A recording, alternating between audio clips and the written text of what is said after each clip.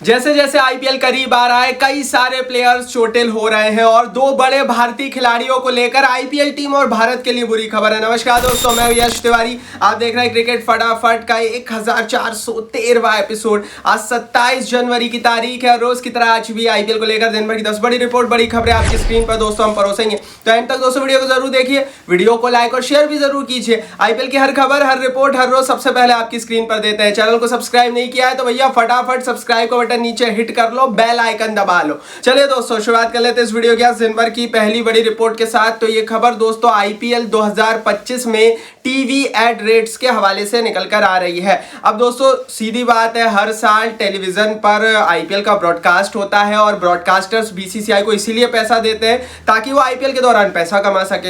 हुआ इस बार भी यही है। जियो और स्टार का मर्जर होने के बाद आईपीएल के टीवी राइट्स के टीवी एड्स के माफ कीजिए जो रेट्स हैं वो बढ़ चुके हैं। रिपोर्ट दोस्तों यह है कि इस बार 10 सेकंड आईपीएल के मैचों के दौरान ऐड चलाने का स्टार और जियो नेटवर्क 18 से 19 लाख रुपए चार्ज कर रहा है। पिछले साल ये कीमत 16 लाख रुपए थी, मतलब लगभग 2 लाख रुपए प्रति 10 सेकंड बढ़ गए हैं रेट्स और 20,000 रुपए प्रति सेकंड के रेट्स बढ़े हैं। अब आप इससे अंदाजा लगा सकते हैं कि आईपीएल क्या चीज है। मतलब प्रति सेकंड अगर इस बार आपको अपना ऐड टीवी पर दिखाना है तो एक मुश्त अमाउंट तो जियो और स्टार स्पोर्ट्स नेटवर्क को देनी पड़ेगी। उसके अलावा हर एक सेकंड के आपको 1.9 लाख रुपए, हर 10 सेकंड के आपको 18 से 19 लाख रुपए चार्ज करेगा जियो स्टार नेटवर्क। और इसके लिए लायक बनता है क्योंकि दोस्तों इतने में तो हमारे पड़ोसी देशों की लीगें खत्म हो जाती हैं। आगे बढ़ते हैं दोस्तों, दूसरी बड़ी खबर की रिपोर्ट की यहां से बात करते हैं। तो संजय मांजरेकर ने एक बड़ी बात, एक बड़ा बयान एबी डिविलियर्स को लेकर दे दिया और यह बयान सचमुच सोचने वाला है, सुनने वाला है।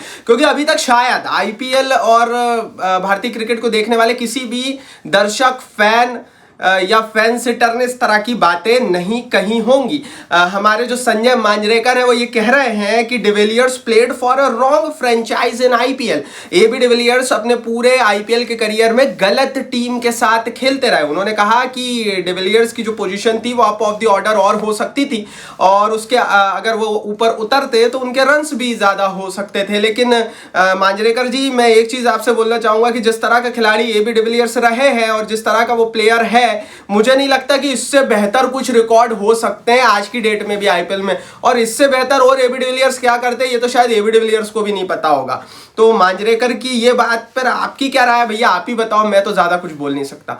आगे बढ़ते हैं तीसरी बड़ी रिपोर्ट की, तीसरी बड़ी खबर की दोस्तों यहां से बात करते हैं। तो ये खबर वरुण चक्रवर्ती के हवाले से निकल कर आ रही है। वरुण चक्रवर्ती ने जो यंगस्टर्स हैं उनको लेकर एक बड़ी बात कही है। इस समय भारतीय टीम की तरफ से खेल रहे हैं, पिछले साल पर्पल कैप की दौड़ में भागे, आईपीएल में बहुत अच्छा प्रदर्शन था, केकेआर की जीत में अहम योगदान था।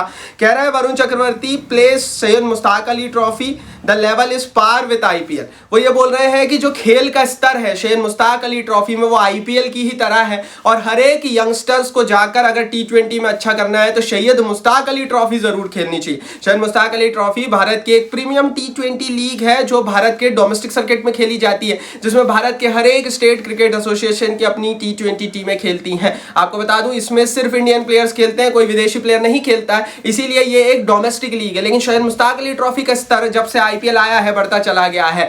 सैयद मुश्ताक अली ट्रॉफी को आईपीएल में नीलामी में ऑडिशन के रूप में भी देखा जाता है क्योंकि मुश्ताक अली में अच्छे प्रदर्शन का फायदा यंगस्टर को आईपीएल नीलामी में मिलता है। और वरुण चक्रवर्ती भी ये बोल रहा है कि भैया वहां खेलो, और मैं भी यही बोलता हूं भैया ये लीग भी बड़ी होनी चाहिए। आगे बढ़ते हैं चौथी बड़ी रिपोर्ट की, चौथी बड़ी खबर की दोस्तों यहां से बात करते हैं। तो पाकिस्तान क्रिकेट बोर्ड ने दुनिया को थोड़ी सी राहत की सांस दी है क्योंकि यार देखो आईसीसी तो फंस गया था यहाँ पर चैंपियंस ट्रॉफी कराकर, नियम था, कराना भी था, लेकिन इनके मैदान तैयार नहीं हो रहे थे। इवन अभी भी जब भी मैं वीडियो बना रहा हूँ 100% इनके किसी भी मैदान का काम पूर्ण नहीं हुआ। स्पेशली लाहौर बहुत बड़ा कंसर्न है, लाहौर के गद्दाफी स्टेडियम का काम कब खत्म होगा किसी को नहीं पता। लेकिन इन्होंने रिसेंटली एक शेड्यूल रिवील कर दिया है चैंपियंस ट्रॉफी से तुरंत पहले 8 से 14 फरवरी के बीच साउथ अफ्रीका और न्यूजीलैंड के साथ पाकिस्तान की टीम एक ट्राई ओडीआई सीरीज खेलेगी। इन तीन देशों के बीच 4 मैचों की ये ओडीआई सीरीज होगी।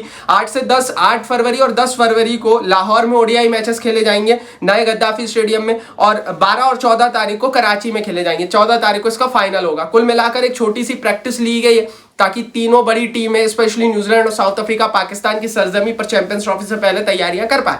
लेकिन ये तो ठीक है, ये सीरीज हो रही है, ये एक तरह से प्रैक्टिस सीरीज होगी। लेकिन क्या इनके मैदान तैयार होंगे? जब इनसे ये पूछा गया तो इन्होंने कहा काम चल रहा है। तो सीधी बात है, ऐसा लग रहा है भाई कि ये सीरीज भी होती रहेगी, उधर भैया काम भी चलता रहेगा। ये दोनों चीजें एक साथ करेंगे क्योंकि इनको बहुत दशकों बाद इवेंट मिला, इनके बस की नहीं है। आगे बढ़ते हैं दोस्तों, बात करते हैं अब दिन भर की 5 बड़ी रिपोर्ट की। तो एक खबर दोस्तों निकल कर आ रही है हमारे नीतीश रेड्डी के हवाले से। इस समय इंडिया और इंग्लैंड के बीच आप सबको पता है 5 मैचों की T20 सीरीज चल रही है। भारत के पास 2-0 से यहाँ पर बढ़त है, लेकिन इस सीरीज से कई सारे प्लेयर्स की इंजर्ड होने की रिपोर्ट आई। पहले अभिषेक शर्मा की इंजर्ड होने की रिपोर्ट आई, बाद में वो सही हुए, लेकिन अब नीतीश कुमार रेड्डी 4 हफ्तों के लिए बाहर हुए हैं। रिपोर्ट यह है कि उन्हें बीसीसीआई के सेंटर ऑफ एक्सीलेंस बेंगलोर में भेज दिया है बीसीसीआई ने कि भैया अब आप वहां जाकर रिहैब करो। नीतीश कुमार रेड्डी भारत के लिए बहुत इंपॉर्टेंट एसेट बने हैं रिसेंट ईयर्स में, और 4 हफ्तों का उनका रिहैब होगा। 4 हफ्ते मतलब लगभग 1 महीना, और ये कल की रिपोर्ट है, मतलब हम ये बोल सकते हैं कि मार्च की शुरुआत तक वो फिट होंगे। तो नीतीश कुमार रेड्डी कंसर्न बने हैं। जो सबसे बड़ा कंसर्न है वहां पर हैदराबाद की टीम के लिए, क्योंकि ऑलराउंडर है, हैदराबाद के लिए बहुत इंपॉर्टेंट एसेट है। और आज की डेट में अगर हैदराबाद नीतीश कुमार रेड्डी के बिना जाती है तो हैदराबाद को प्रॉब्लम्स होंगी, क्योंकि पिछले साल नीतीश कुमार रेड्डी का उदय हुआ था और उस उदय ने हैदराबाद को एकदम से पीछे से भैया एक तरह से रॉकेट लगा दिए थे, क्योंकि जो हैदराबाद ऐसे ऐसे कर चलती थी वो उड़ने लगी थी। नीतीश कुमार रेड्डी का रोल अहम था, लेकिन इस बार इंजरी है। अब देखते हैं भैया सेंटर ऑफ एक्सीलेंस बेंगलोर में क्या रिपोर्ट आती है। इनको लेकर आगे जो भी रिपोर्ट आएगी वो हम हमारे टेलीग्राम पेज पर सबसे पहले डालेंगे। 24 घंटे 12 महीने आईपीएल और इंटरनेशनल क्रिकेट की कवरेज चलती है हमारे टेलीग्राम पेज पर। ऐसी ऐसी खबरें आती है ना भाई, सबसे पहले देते हैं। रात को 2 बजे भी खबर आएगी, सबसे पहले डालेंगे। नीचे डिस्क्रिप्शन बॉक्स लिंक है, फटाफट जाइए, टेलीग्राम परिवार का हिस्सा प्लीज बन जाइए। आगे बढ़ते हैं दोस्तों, 6वीं बड़ी रिपोर्ट की 6वीं बड़ी खबर की दोस्तों यहां से बात करते हैं। तो ये खबर शिवम दुबे के हवाले से निकल कर आ रही है। शिवम दुबे को भारतीय टीम में ऐड किया गया है नीतीश रेड्डी के स्थान पर। अब शिवम दुबे भारतीय T20 टीम का हिस्सा है। आपको पता ही होगा, रिसेंटली मैंने बताया नीतीश कुमार रेड्डी इंजर्ड हो गए हैं, तो इस सीरीज से तो उनका बाहर होना लगभग तय ही है, और कंसर्न आईपीएल को लेकर है। लेकिन शिवम दुबे बैठे हुए थे। अच्छा, ये वही शिवम दुबे जिनका चयन T20 वर्ल्ड कप के लिए हुआ था, लेकिन रिसेंटली नहीं हुआ था। इस सीरीज के लिए बोला जा रहा था आराम दिया गया है, क्यों ऐसा किया ये नहीं पता, लेकिन अब इनकी एंट्री हुई है। हालांकि शिवम दुबे मुझे बहुत तगड़े एसेट लगे, और नीतीश कुमार रेड्डी का जो वजन है वो थोड़ा सा बल्लेबाजी की तरफ ज्यादा है, और शिवम दुबे आपको शायद एक ऑलराउंड प्रदर्शन देखते हैं अब इस सीरीज में क्या होता है। वैसे रेड्डी और रेड्डी का काम रेड्डी ही कर सकते हैं, और भारत का भविष्य। आगे बढ़ते हैं 7वीं बड़ी रिपोर्ट की दोस्तों यहाँ से बात करते हैं। तो ये जो रिपोर्ट है ये मुंबई के लिए इस समय की सबसे बुरी खबर है, और ना सिर्फ मुंबई के लिए, हर एक हिंदुस्तानी जसप्रीत बुमराह को लेकर परेशान। बॉर्डर गावस्कर ट्रॉफी के दौरान हमारे जसप्रीत बुमराह हो गए थे इंजर्ड। इन्हें हुआ था दोस्तों बैक इंजरी। अब ये जो बैक इंजरी जसप्रीत बुमराह को हुई थी, इसकी रिपोर्ट्स बीसीसीआई और बुमराह ने मिलकर न्यूजीलैंड के एक बड़े डॉक्टर को भेजी। उस रिपोर्ट्स को अवेट कर रहा है बीसीसीआई, लेकिन अजित आगरकर के हवाले से एक बड़ा क्लेम हुआ है। उन्होंने क्लियर कहा है कि 100% फिट होना चैंपियंस ट्रॉफी तक जसप्रीत बुमराह के लिए इम्पॉसिबल है, नेक्स्ट टू इम्पॉसिबल। तो कुल मिलाकर जसप्रीत बुमराह को लेकर बीसीसीआई का एक रवैया क्लियर कट सामने आया है, जिसमें पॉइंट ऑफ व्यू बीसीसीआई का ये क्लियर दिख रहा है कि भैया ऐसा लग रहा है कि अब शायद बुमराह हमें चैंपियंस ट्रॉफी में ना दिखे। अगर ऐसा होता है तो ये शायद भारत के लिए सबसे बुरी खबर होगी, क्योंकि जसप्रीत बुमराह जो काम कर सकते हैं इस समय दुनिया में कोई गेंदबाज नहीं कर सकता, और अगर बुमराह बाहर होते हैं तो भारत के लिए ये बहुत बुरा डिजास्टर होगा। लेकिन कंसर्न यहां पर खत्म नहीं होते। अगर ये बैक इंजरी बड़ी होती है तो बीसीसीआई इन्हें आईपीएल खेलने से भी रोकेगा, और फिर इंडियन प्रीमियर लीग में मुंबई इंडियंस की बैंड बज जाएगी। जसप्रीत बुमराह मुंबई के लिए कितने जरूरी है ये भी हम सबको पता है। तो कुल मिलाकर जसप्रीत बुमराह को लेकर कई सारे अलार्म बज रहे हैं, और ये सारे अलार्म सबको परेशान कर रहे हैं, क्योंकि अगर भैया ये कोई दूसरे खिलाड़ी होते तो शायद एक फ्रेंचाइजी परेशान होती, बाकी टीमें खुश होती।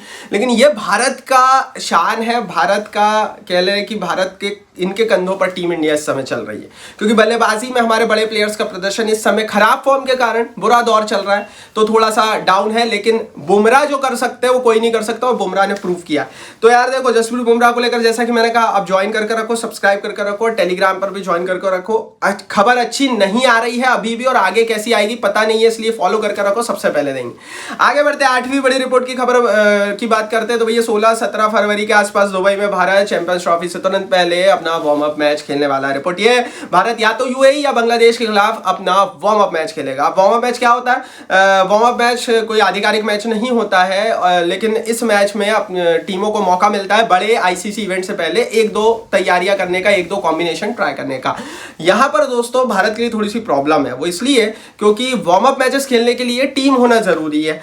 अब बाकी सारी टीमें पाकिस्तान में रहेंगी क्योंकि पाकिस्तान में पूरी लीग होगी, पूरी चैंपियंस ट्रॉफी होगी, सिर्फ भारतीय टीम यूएई में रहेगी स्टार्टिंग ऑफ द फेज में। ऐसी स्थिति में बांग्लादेश और यूएई से बातचीत चल रही है, या तो यूएई की जो लोकल टीम है वो आकर भारत को प्रैक्टिस कराएगी वार्म अप मैच में, या फिर भैया बांग्लादेश के साथ भारत दोनों टीमें प्रैक्टिस करेगी, वार्म अप मैच होगा। देखते हैं क्या होता है। इसको लेकर आगे जो भी रिपोर्ट आएगी सबसे पहले बताएंगे, चैनल के साथ बने रहिए। आगे बढ़ते हैं दोस्तों, 9वीं बड़ी रिपोर्ट की बात करते हैं। तो भैया ICC men's T20 team of the year का ऐलान हो चुका है। भारतीय टीम वर्ल्ड कप जीतने के बाद अब आईसीसी जो मेंस टी20 टीम है जिसमें सारे देशों के प्लेयर्स को ऐड किया जाता है, उसमें भी जगह बनाने में कामयाब रहे हमारे Hindustani players. Rohit Sharma, Travis Head, Phil Salt, Babar Azam, Nicholas Pooran, उसके अलावा हार्दिक, राशिद, हसरंगा, बुमराह, अर्शदीप, ये वो प्लेयर्स है जो भारत की जो दुनिया की टी20 टीम ऑफ द ईयर का हिस्सा है। इस टीम में दुनिया भर के सारे बड़े मुल्क के सारे बड़े प्लेयर्स जिनका इस साल प्रदर्शन अच्छा, उन्हें इंक्लूड किया जाता है उनकी पोजीशंस के हिसाब से। और इस टी20 टीम की कप्तानी भी आईसीसी ने रोहित शर्मा को दी है क्योंकि उन्होंने भारत को खिताब जिताया था। लाइक बनता है भारत के लिए। 10वीं बड़ी रिपोर्ट की दोस्तों ऐसे बात करते हैं तो रिसेंट कुछ आंकड़े आ गए हैं। 2024 की नेटवर्थ सामने आई है सारे क्रिकेट बोर्ड्स की, और आंकड़े हैरान करने वाले हैं और इन आंकड़ों के लिए एक लाइक बनता है। बीसीसीआई और भारत की जो नेटवर्थ है वो 18,760 करोड़ है।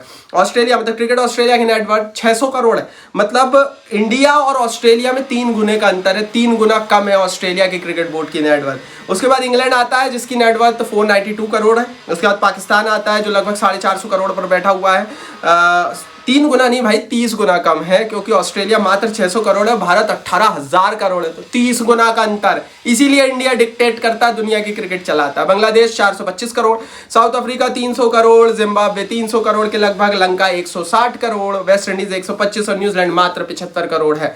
न्यूजीलैंड क्रिकेट बोर्ड और भारत की टाई अप इसीलिए ऐसे, और क्यों न्यूजीलैंड झुकाव रखता है भारत के प्रति इसका अंतर समझ में आता है क्योंकि 75 करोड़ रुपए पूरा न्यूजीलैंड का क्रिकेट बोर्ड नेटवर्थ रखता है और बीसीसीआई की नेटवर्थ है 18,000 करोड़। कितना मेजर डिफरेंस है आप खुद ही बताइए। थी दिन भर की 10 बड़ी खबरें। कमेंट बॉक्स में बताओ भैया कौन सी खबर आपको अच्छी लगी, कौन सी नहीं, और यूट्यूब कमेंट बॉक्स आपके लिए दिया। अपनी राय को इस वीडियो को लाइक और शेयर करो। चैनल को सब्सक्राइब नहीं किया अभी तक तो भाई सब्सक्राइब बटन नीचे फटाफट हिट कर दो, बेल आइकन दबा दो।